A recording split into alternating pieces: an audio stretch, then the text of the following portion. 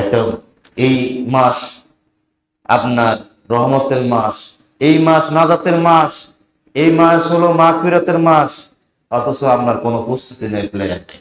আমাদের প্রস্তুতি কি নিয়ে? ওই যে বই বলছে ঘর থেকে যে রমজান আসতেছে, তুমি তাড়াতাড়ি গিয়ে সোনাবুট কিনে নিলো 10 কেজি, পেঁয়াজ কিনো 5 কেজি, আলু কিনো 30 কেজি, এরপরে আর কি কি আছে এগুলো সবগুলো কিনে আসে। কারণ যে অবস্থা বাংলাদেশের কন্ডিশন, অন্য দেশে রমজান আসলে দাম সামান কমে, আর আমাদের দেশে এমন একটা বসবাস আমরা করতেছি, এই দেশে সামান বাড়ে। আমরা এমন একটা দেশে বসবাস করি।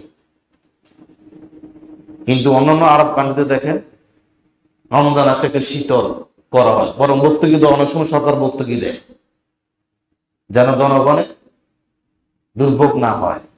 আর আমাদের দেশে এই ডাকাতেরা কি বল, প্রথম চেহারা যিনি বলছেন ওই ডাকাত থেকে একবার 16 ডাকাত পর্যন্ত সর্ব অস্তরে এই ডাকাতেরা কি করে, সারা বছর তো করতে পারে নাই, এবার রমজান মাসে বালা করে কুবাম মাসের থেকে এর প্ল্যান করে থাকে আগে থেকেই। এই যে হাজার হাজার টন মজুত করে রাখে, খাদ্য আপনার মজুত করে রাখে। নবী সাল্লাল্লাহু আলাইহি সাল্লাম যে নিষেধ করতে পারে, সে অপরাধী যারা খাদ্য গুদাম মনোজাত করে, যারা খাদ্য মজুত করে জমা করে রাখে, তারা অপরাধী, তারা অপরাধী। বাবা নবী সাল্লাল্লাহু আলাইহি সাল্লাম নিষেধ করেছেন খাদ্য জমা করে না রাখার। আপনার লাগবে 3 কেজি, আমরা নিয়ে আসুন 10 কেজি, আরো 10 জনের মানুষের ভাড়াটা আপনি বাজাইছেন। এই দেশে 16 কোটি মানুষ বসবাস করে, 17 কোটি মানুষ বসবাস করে, আপনি 17 কোটি মানুষের হক আপনি নষ্ট করছেন। এভাবে তো জিনিসের তো দাম বেড়ে যায়।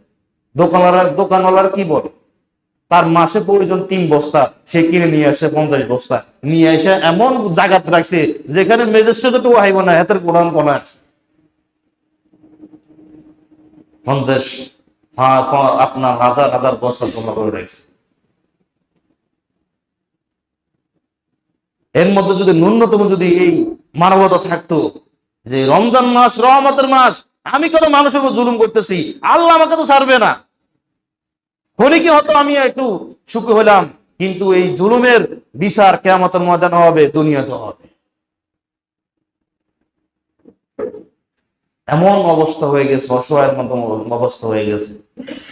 যারা নিম্ন শ্রেণীর মানুষগুলো, বিশেষ করে অনেকেই সিয়াম পালন করে, অনেকেই একটু চায় ভালো একটু খাবার খেতে, অনেকে চায় একটু ভালো একটা ইফতার করতে, অনেকে চায় যে খেজুর দিয়ে ইফতার করতে।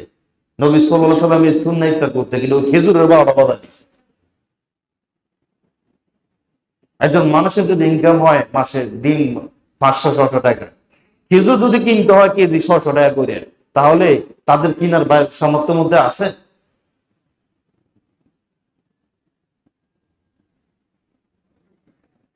আমাদের প্রস্তুতি হলো এগুলো নিয়ে।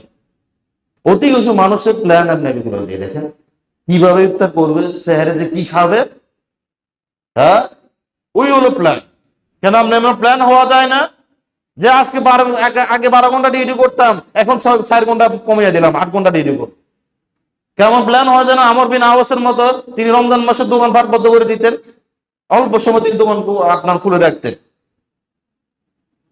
কিন্তু আমাদের তো দোকান তো আগে করতো 8 ঘন্টা, রমজানে করে 12 ঘন্টা, রমজানে করে 12 ঘন্টা। কার জন্য রেখে যান? আপনার ঘন্টা ঘন্টা রেখে কার জন্য সম্পত্তি রেখে যাবেন? আপনি মরার পর এই সম্পত্তি ভালো কাজে ব্যয় হবে না খারাপ কাজে ব্যয় হবে, কোনো গ্যারান্টি আছে? কোনো গ্যারান্টি নেই।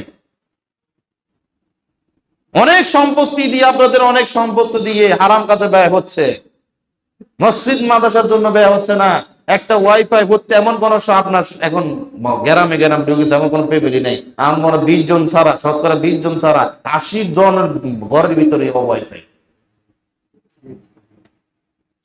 200-250 টাকা মাসে দিয়ে দিচ্ছে, কোনো সমস্যা নেই, কোনো সমস্যা নাই। কিন্তু আল্লাহর ঘরে মসজিদ গুলো, আল্লাহর এই দ্বীনি প্রতিষ্ঠানগুলো অসহায় ভাবে তাকিয়ে আছে, জনগণ দিকে তাকিয়ে আছে যে আসেন আপনারা একটু সাহায্য সহযোগিতা করলে আমরা এটা উন্নত করতে পারি, আপনারা একটু সাহায্য সহযোগিতা করতে পারলে আমরা আরো ছাত্রছাত্রীকে পড়াতে পারি, আপনারা একটু সাহায্য সহযোগিতা করলে আমরা আরো উন্নত করতে পারি, মসজিদে আমরা আরো দার্সের ব্যবস্থা করতে পারি, আরো এলেম শিক্ষার ব্যবস্থা করতে পারি। জনগণ ওটা মানতে রাজি না, মানতে রাজি না। কোথায় দেখছেন? আপনার জন্য এগুলো অজগর সাপ হইবে, আপনার জন্য কিয়ামতের ময়দান আপনাকে সুবল দেবে। আপনার সম্পত্তি আল মাল ওয়াল বানুনা জিনাতুল হায়াতের দুনিয়া, সম্পত্তি হলো আর সন্তান সন্ততি হলো এই দুনিয়ার হলো অলংকার। অলংকার, একটা নারীর যেরকম অলংকার করলে সুন্দর দেখায়, এরকম সুন্দর দেখায় মানুষ। নারী দেখে যেরকম সুন্দর দেখায়, সৌন্দর্যের জন্য দেওয়া হয়েছে। একটু মাইন্ডে নেন, একটু মাইন্ডে নেন।